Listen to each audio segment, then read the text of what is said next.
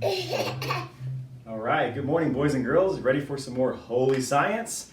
I know I am. So it's Christmas time. Actually, Christmas is over. Seems like all the fun's over. Time to take the tree down. But I tell you what, before you take the tree down, the fun is not over, because if you have some Christmas tinsel that typically comes on trees, you can use this Christmas tinsel to do a science experiment. And so we're going to do that. We're going to do a really cool demonstration with this Christmas tinsel. So I already have it prepared, and I can leave a link or something to show you how to do this later on by yourself, because you really don't need much to do this. Actually, all you need is, I'm just going to use an ordinary PVC pipe. And so the point of this demonstration and how we're going to make a connection, and we're going to say that Jesus makes things extraordinary. He can take ordinary things and make them extraordinary.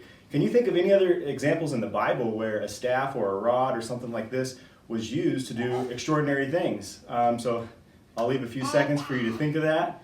Some stories that maybe a staff or a rod, those are hints, or a stick was used to do something extraordinary in the Bible. So just some quick examples where Moses was able to do a lot of things with a rod. He was able to get water out of a rock by just touching it. He was able to turn a river into blood. He was able to actually win a battle. As long as Aaron and Hur were holding the rod up for him, the battle was won. And so some amazing things can be done with ordinary things, but only if God's in charge. And so hopefully he's in charge now and will help me make this be successful. Sometimes this is not always successful, but I have a feeling he's going to allow it to be. So we're just using basic science here. So some background in chemistry is everything is made up of atoms. Atoms have protons that are positively charged in the nucleus, and then there's electrons that are negatively charged that are orbiting around. And so what we're going to do is I'm going to put this Christmas tinsel on my shoulder for a second, and I'm going to rub this rod with this cloth, and it's going to take electrons off of the cloth and put them on the pipe. So there should be a bunch of electrons, negatively charged is the key there, negatively charged electrons on the pipe. Well, then I'm going to touch the Christmas tinsel to the pipe, and it's going to put negative electrons on the tinsel. Well, now we're going to have two things that are negatively charged, and like charges that are the same do not like each other. They repel. Kind of like the opposite charges attract each other, like on a magnet. Positive charge is always attracted to a negative charge.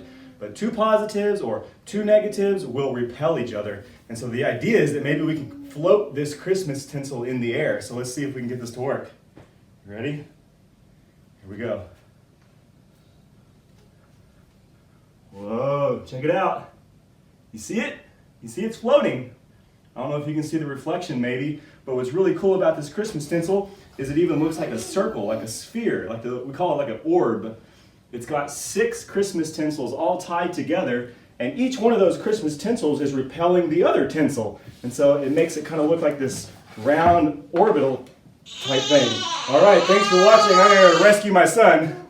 It's okay, buddy.